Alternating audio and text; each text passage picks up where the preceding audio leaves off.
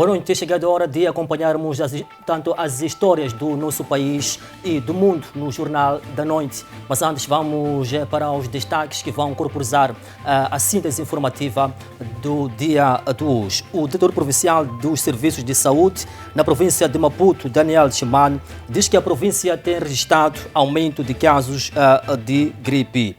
Alguns vigilantes na capital do país queixam-se da falta de condições e equipamentos adequados para fazer face aos perigos noturnos.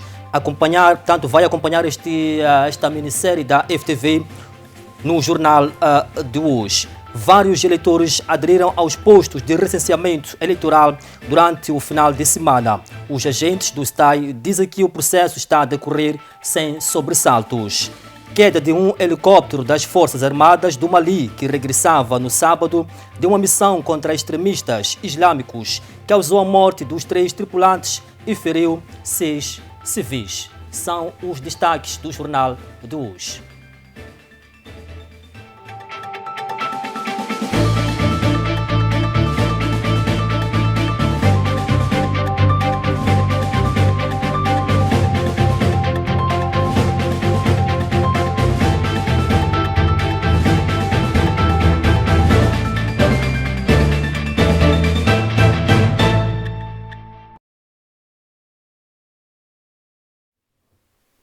Mais uma vez, boa noite, bem-vindo ao Jornal da Noite. Vamos sim começar a narrar as histórias que marcam a atualidade nacional. Saiba que o diretor provincial dos Serviços de Saúde na província de Maputo, Daniel Chimano, diz que a província registrou nos últimos dias pacientes com gripe.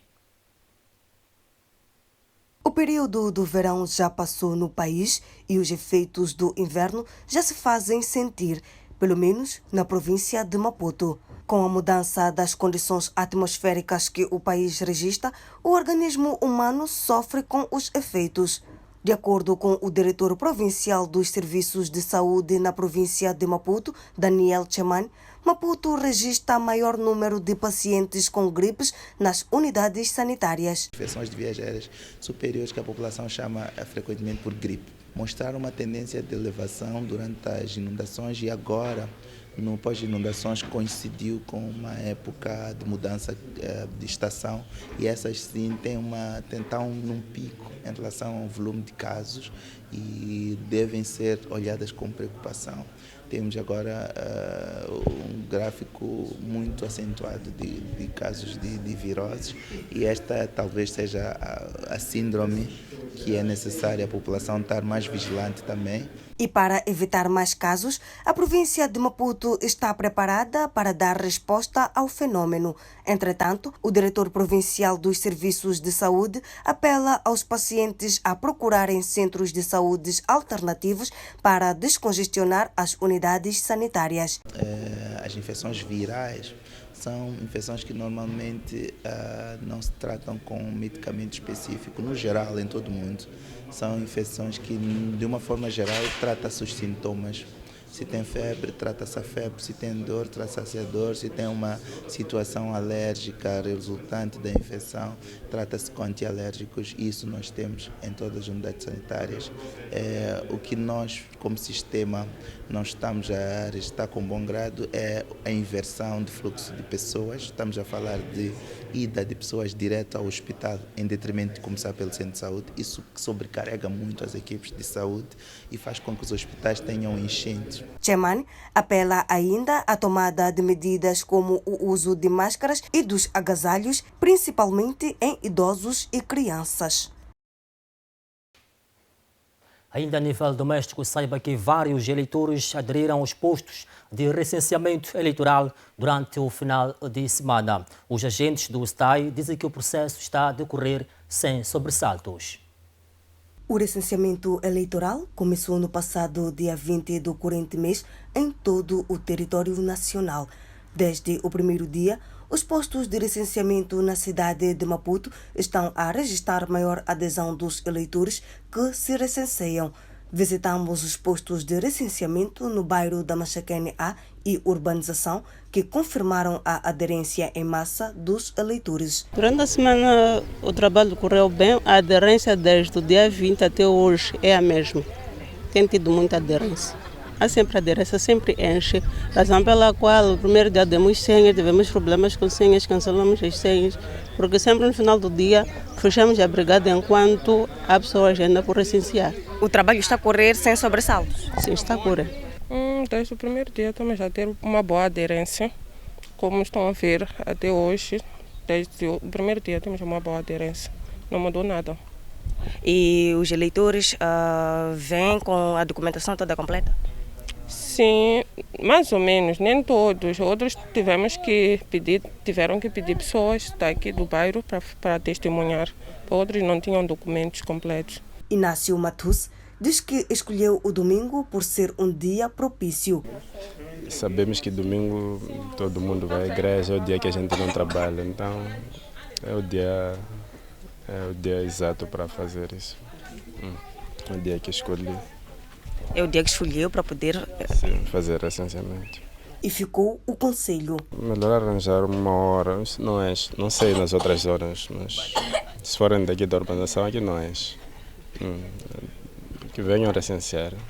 Arranjar uma hora e meia, dá para recensear. Devem fazer-se presente aos postos de recenseamento todos os cidadãos que completam 18 anos até o dia 11 de outubro e todos os que já tenham atingido a maior idade. Importa referir que o recenseamento eleitoral termina no dia 3 de junho do ano em curso. Alguns vigilantes na capital do país queixam-se da falta de condições e equipamentos adequados para fazer face aos perigos noturnos. Acompanhe já a série da FTV Os Olhos da Noite. Vamos falar da vida e também do percurso dos guardas, ou seja, dos seguranças, pessoas que velam pelas nossas noites, pessoas que não dormem, pessoas que são os olhos da noite. Vamos ao encontro de um senhor para que nos explique um pouco como é que é ser segurança. Chama-se Antônio Domingos Massinga, tem 69 anos de idade. Em 1971, trabalhou nas minas da vizinha África do Sul como mecânico. Começou a ser vigilante em 2007, quando retornou ao país que lhe viu nascer. Antônio Domingos conta que, devido à idade avançada, várias empresas no país lhe fecharam as portas. E para não ver a sua família a morrer à fome, o ancião abraçou o trabalho de vigilante. Mas deixemos a fonte falar por si.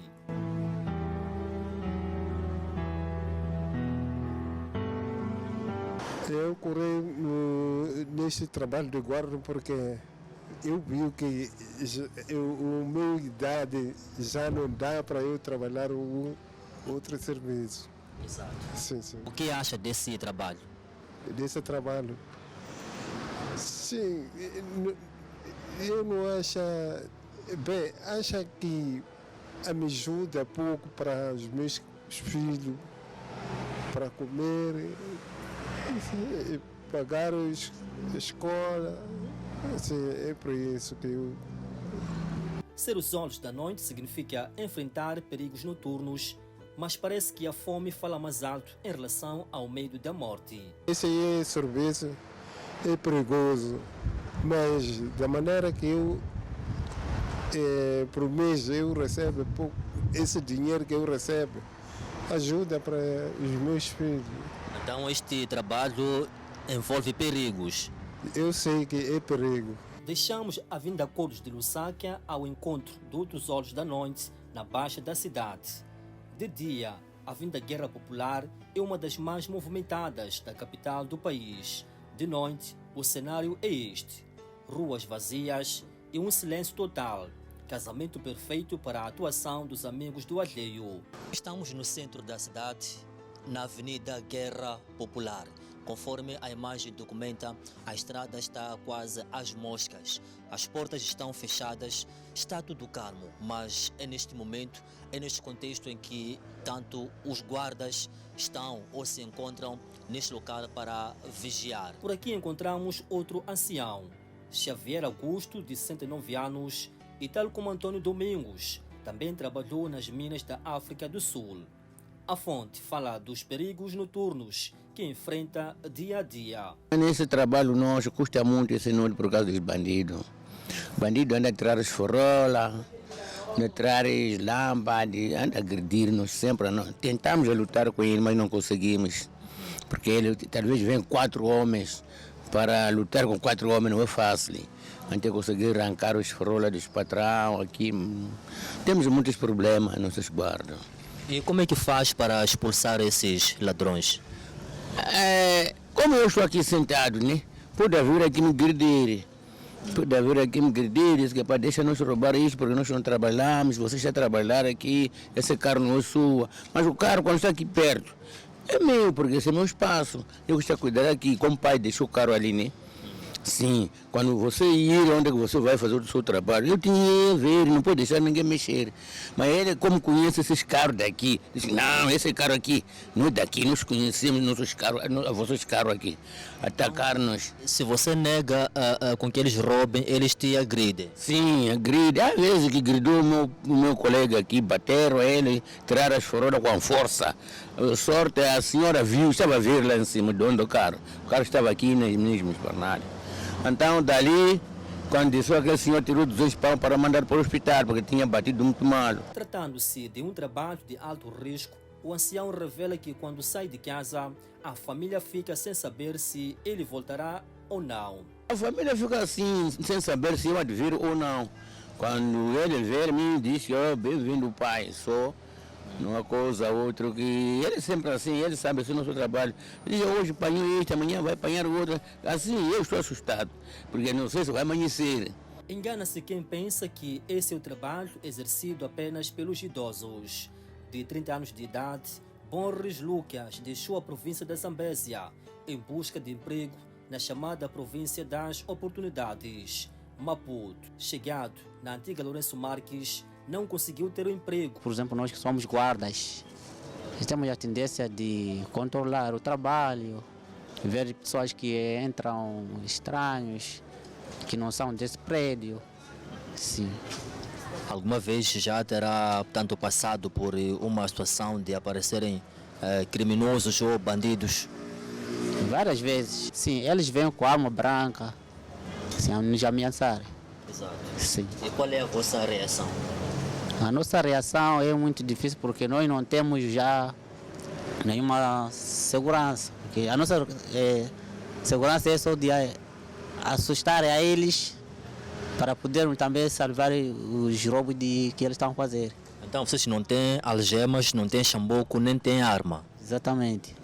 Então como é que faz para assustar? É só gritar ou o quê? É só gritar. Nós só é gritar. Como qualquer outro jovem, Boris tinha um sonho que foi sepultado devido à falta de condições. Antes de ser guarda, o meu sonho era de estudar. Exatamente. Ainda na baixa da cidade, encontramos este indivíduo que preferiu falar em condição de anonimato. Trabalha como vigilante há 12 anos. Este, diferentemente de outros colegas, tem equipamento mínimo de um vigilante. Sim, tenho rádio, tenho algema e tenho chamboco, sim. Sim. Enfim, são histórias dos olhos da noite, ou melhor, vigilantes. Pessoas que colocam suas vidas em risco para garantir a segurança e o sono dos seus patrões. Imagens por Domingos Coça e reportagem de Isaac Sitoi. Ainda a nível doméstico, saiba que a Universidade Eduardo Mondlane realizou a segunda edição do projeto Indução Universitária na capital do país. A iniciativa visa dotar jovens de ferramentas para integrarem-se no mercado de trabalho através dos cursos de formação. Trata-se de um projeto que visa criar um ambiente de socialização dos estudantes com os cursos de formação, bem como instruí-los a explorar as diversas práticas profissionais. Neste projeto de indução universitária, nós temos sempre um profissional, né, que, com experiência na área, que partilha assim, alguns elementos para ajudar os jovens estudantes a se integrarem melhor na sua área de formação. Então, normalmente é uma palestra de orientação profissional, né, para criar ali um ambiente de socialização com o curso de modo que eles possam aproveitar melhor a sua formação e estarem preparados para, após a formação, explorarem as várias formas de integração no mercado de trabalho. Segundo o presidente da Associação Labor Initiative, Absalão Suleimani, com o projeto pretende-se evitar que o estudante se forme e não consiga se enquadrar no mercado de trabalho através da sua área de formação. Na verdade, essas palestras é exatamente para que os estudantes aproveitem ou explorem no máximo a área da sua formação.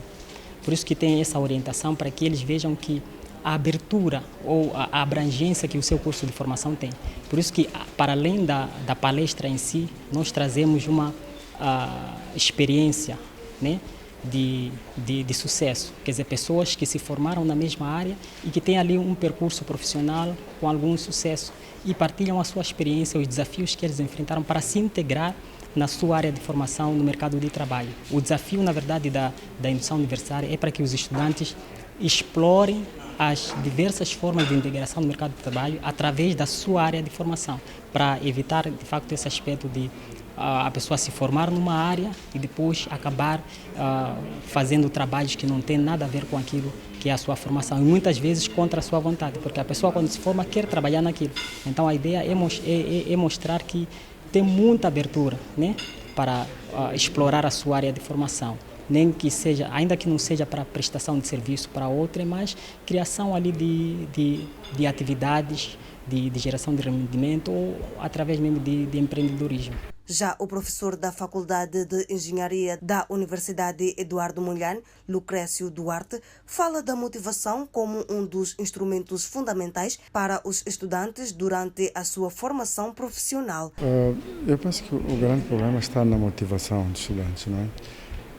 Se um estudante está a frequentar um curso que não era da sua escolha, se ele percebe o curso em que ele está a frequentar, e se ele tem a boa motivação, pode vir dos professores, pode vir dos familiares, eu penso que o estudante pode facilmente adaptar-se à nova ideia.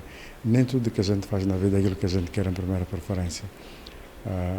E temos casos de estudantes que vão parar um curso de engenharia como segunda ou terceira opção e acabam gostando dos cursos e acabam se dando muito bem, não é? Então, eu penso que tem muito a ver com, primeiro, conhecer o curso e depois ganhar motivação, não é? Tem muito a ver com a motivação, penso eu. A Associação Labor é uma organização não governamental com o objetivo de contribuir no reforço e capacitação profissional dos jovens, de modo a torná-los mais competitivos para o mercado de trabalho. Muito bem, vamos à terra de Boa Gente, onde depois das chuvas intensas que se fizeram sentir na província de Inhambane, 50% da rede viária ficou condicionada por conta das enxurradas. O delegado da ANE nesta parcela do país reconhece o problema e diz que trabalhos estão em curso para a resolução do mesmo. Este é o resultado das chuvas intensas que se fizeram sentir na província de Inhambane. A situação da rede viária naquela parcela do país ficou condicionada e o delegado da Administração Nacional de Estrada reconhece o problema e diz que ações estão em curso para a sua resolução. Nós não estamos numa condição boa, temos muitas estradas que estão a ser afetadas por estas chuvas. Temos muitas secções em que temos galgamento da plataforma, temos secções em que temos poças profundas de águas, né, o que dificulta a circulação e, em alguns casos, até impossibilita esta circulação. Mas estamos a fazer todo o trabalho de campo, estamos a monitorar, de forma a, assim que melhorarem as condições, podermos ter a transitabilidade melhorada. Mas, nesta altura, a transitabilidade é extremamente condicionada. A província de Inhambane dispõe de uma rede viária de 520 km e 50% está completamente intransitável. A chuva é em toda a província, praticamente, o que significa que todas as estradas, quer classificadas, quer não classificadas, estão a ser afetadas por estas chuvas, por este fenómeno de precipitação. Logicamente que há algumas com maior intensidade, outras com menor. Por exemplo, se formos a falar do troço Mapinhano-Mabota, este é um dos troços que está a sofrer bastante com estas precipitações. O distrito de Mabote ainda continua isolado depois das enxurradas. Praticamente é impossível chegar a Mabote, ou, vamos dizer, chega-se com extrema dificuldade. Temos poças muito profundas, temos áreas muito alagadas e com transitabilidade muito deficitária, incluindo até algumas vias alternativas para o caso de Mabote.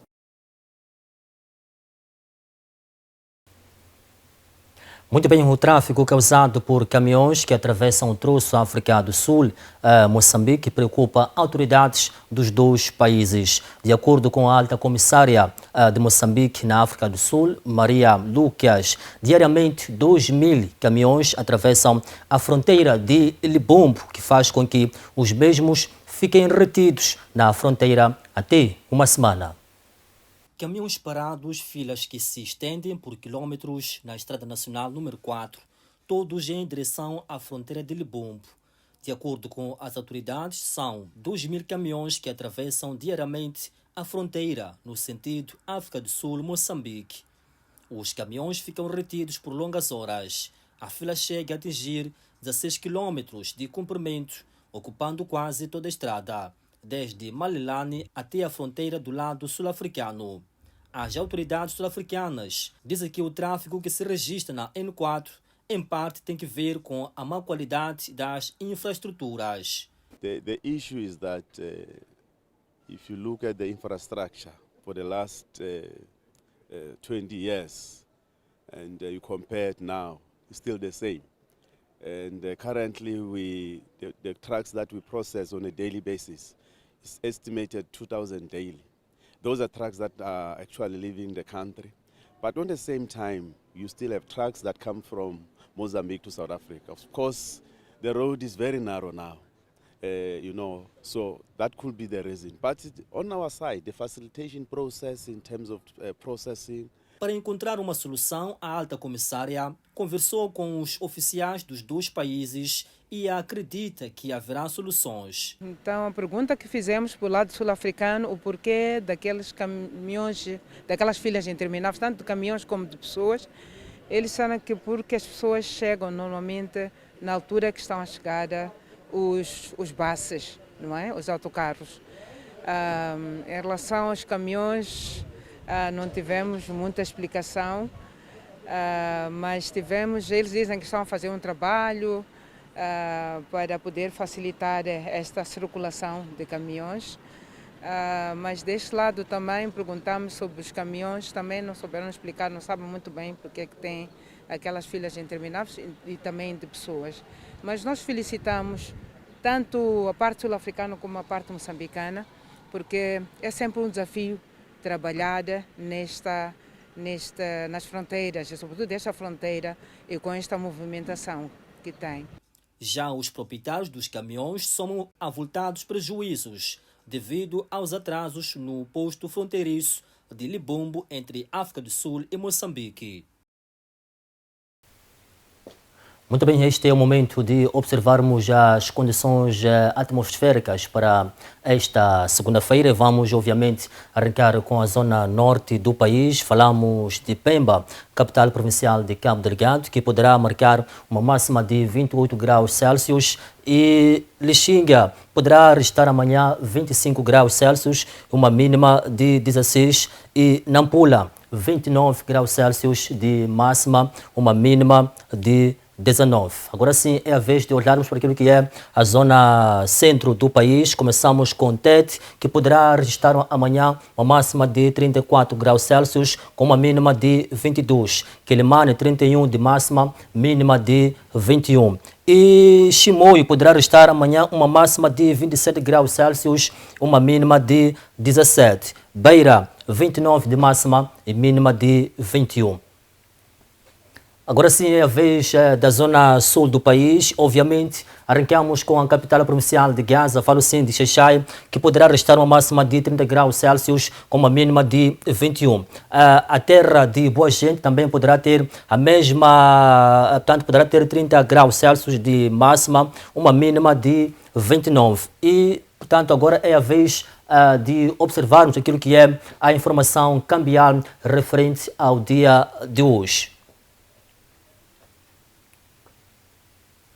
Aí está, começamos com o dólar que pode ser comprado a 63,25 centavos, a sua venda 64,51 centavos. O rand, por sua vez, pode ser comprado a 3,47 e vendido a 3,54 centavos. Euro 68 a compra e venda 69,35 centavos. Por fim, a libra pode ser comprado a 77,24 e vendido a 78,78. Esta é a informação cambial para o dia de hoje. Vamos observar uma brevíssima pausa. Voltamos para contar as histórias que marcam a atualidade internacional. Até já.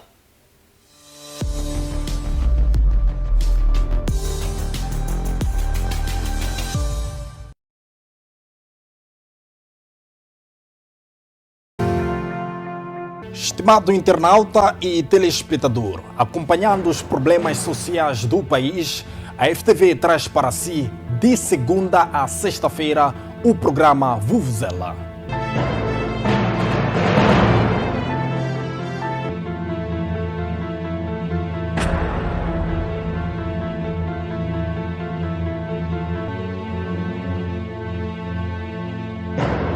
Jornalismo dinâmico e responsável, trazemos as notícias do dia a dia dos moçambicanos. Desde casos candentes. Quem dominava essas tabelas pequenas era eu. Quem fazia os cálculos era eu. Essa é que é a confusão. Muito bem. Desculpa, meritíssimo, posso acrescentar? Só quero acrescentar para esta confusão ficar esclarecida. Debates e também reportagens na sua localidade.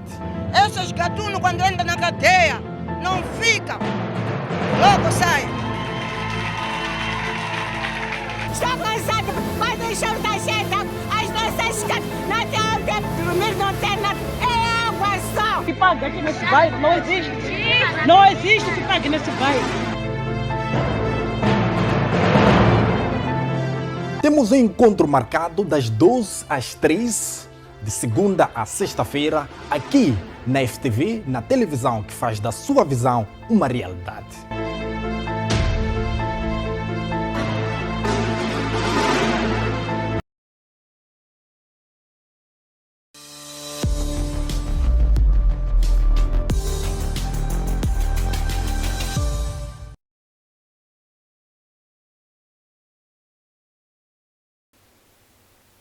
Estamos de volta e renovamos votos de uma boa noite, assim que está ligado a esta altura ao Jornal da Noite. Vamos sim olhar para aquilo que são os acontecimentos que marcam a atualidade internacional. Saiba que explosões no Mali matam e ferem dezenas, enquanto o governo teme o ressurgimento de atos terroristas. Os ataques começaram com carros-bomba perto do aeroporto de Sevari, que mataram 10 pessoas e feriram outras 61. Eles também destruíram algumas casas nos arredores do aeroporto, que abriga um acampamento militar do Mali. O morador grave Amadou Djigiba explicou o ocorrido. Ouvimos ruídos após a oração por volta das 5h30 às 5h40 minutos. Disse ele, no começo pensamos que a tragédia aconteceu em casa. Algumas pessoas pensaram que o edifício desabou, mas vieram pedir-nos ajuda na esquadra. Fomos ao acampamento informar ao comandante. Alertamos também a proteção civil. Por volta das 6 horas, as autoridades chegaram e juntos retiramos os feridos e mortos. Foi muito difícil. Mali tem lutado contra uma crise de segurança causada pelos combates separatistas no norte do país desde 2012. Desde 2020, o líder militar se afastou dos aliados ocidentais e se voltou para a Rússia. A junta do Mali, em 2022, começou a trabalhar com o que chama de instrutores militares russos. Os oponentes dizem que são mercenários do grupo Wagner da Rússia. Ainda fora de portas, saiba que queda de um helicóptero das Forças Armadas do Mali, que regressava no sábado de uma missão contra extremistas islâmicos, causou a morte de 3 tripulantes e feriu 6 civis. O incidente ocorreu durante uma operação de vigilância aérea, referiu em comunicado a junta militar que governa o Mali. O helicóptero caiu sobre uma casa no bairro de Missabogo, na capital Bamako, disseram testemunhas à agência de notícias. Equipas de emergência e os bombeiros foram enviados para o local. A queda do helicóptero ocorreu no mesmo dia em que a cidade de Sévaré, na região de Mopti, no centro do Mali, sofreu um ataque suicida com um carro-bomba que deixou 10 civis mortos e outros 61 feridos, além de ter ainda provocado a morte de 28 terroristas. Na semana passada, uma delegação oficial do Mali foi emboscada perto da cidade de Nara, uma região assolada por ataques de extremistas islâmicos. O ataque, reivindicado na sexta-feira por um grupo filiado à Al-Qaeda, o grupo de apoio ao Islã e aos muçulmanos, custou a vida do chefe de gabinete do coronel Assimi Goïta, presidente de transição, e pelo menos a outras 2 pessoas. O Mali, com presença de grupos leais ao Estado Islâmico e à Al-Qaeda, sofre de elevados níveis de insegurança, com ataques terroristas semanais com militares e civis. O país é governado por uma junta militar no poder após 2 golpes, que não controla áreas no leste e no norte do país, onde estes grupos e também as milícias tribais estão ativos. Vamos até Sudão, onde a comunidade internacional mobiliza-se para retirar civis do Sudão devido aos conflitos armados naquele país.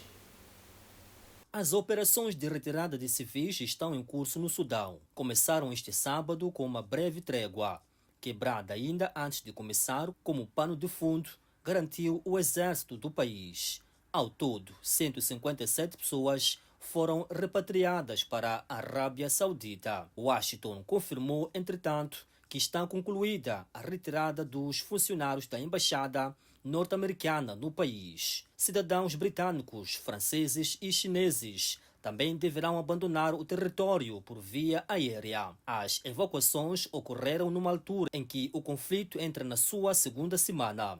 A população de Khartoum, a capital, continua a sofrer com os intensos combates no centro da cidade após vários dias de violência entre o exército e o grupo paramilitar Forças de Apoio Rápido. Pelo menos 403 pessoas morreram e mais de 3.500 ficaram feridas. Os residentes vivem agora numa zona de guerra, porque muitos alvos, como o quartel-general militar e o palácio presidencial, estão próximos das casas das pessoas. Muitos cidadãos esconderam-se dentro de casas sem corrente elétrica. Algumas aventuraram a sair para conseguir apenas abastecer-se de comida ou fugir da cidade. Vamos ao desporto, onde o Clube Desportivo Cocoricó da Beira goleou a seleção de Manica por 3 bolas sem resposta no campo de Munzingás, na cidade de Chimoio. Trata-se do embate amigável entre a formação do Clube Cocorico da Beira e a seleção de Manica, no âmbito da preparação do campeonato provincial que se avizinha. O campo de Munzingás, na cidade de Chimoio, foi o local de confronto das duas equipas, quando o ápice da partida deu início do jogo. Logo no minuto 5, Elsa João, do Cocorico da Beira, não mediu esforço para marcar o golo. Com este resultado, as duas equipas foram ao intervalo. De volta à segunda parte, a seleção de Manica tentava mostrar que estava a jogar em casa, mas nada resultava em igualar a partida, o que permitiu que a seleção de Manica sofresse mais 2 golos, sendo o golo de marcação de penalti e outro golo da jogadora Molini, que rematou para o golo, terminou a partida vencendo a equipa de Sofala por 3 bolas sem resposta, uma autêntica goleada. A avaliação é positiva, considerando e atendendo que as competições em cada província, aliás, a província de Sofala, as competições são mais sérias, em relação à província de Manica. A avaliação que eu dou é a avaliação positiva e foi um bonito treino para tirar algumas ilações. Primeiramente, agradecer a minha equipa como comportou-se. Não é fácil fazer uma viagem para chegar aqui para jogar no mesmo dia e dizer que minhas meninas apresentaram-se muito bem. Nos primeiros minutos mostraram o cansaço da viagem, mas depois entraram no jogo e resolvemos o jogo, conseguimos dominar o jogo do minuto do minuto 60 até 90 minutos conseguimos dominar e tivemos sucesso, ganhamos. A equipe do Clube Desportivo Cocorico da Beira, para além de vencer a seleção de Manica, vai se deslocar à província de Tete, onde vai jogar com a equipe da Angônia. A partir da cidade de Chimoio, no campo de Muzingazi. As imagens são de Lino Pedro, Mendes Mundai, FTV. Está tudo dito quanto ao Jornal da Noite. Gratos pela atenção dispensada. Não perca a seguir o programa Debate Político, onde vai se conversar vários assuntos de interesse nacional. Votos de uma boa noite. Até amanhã.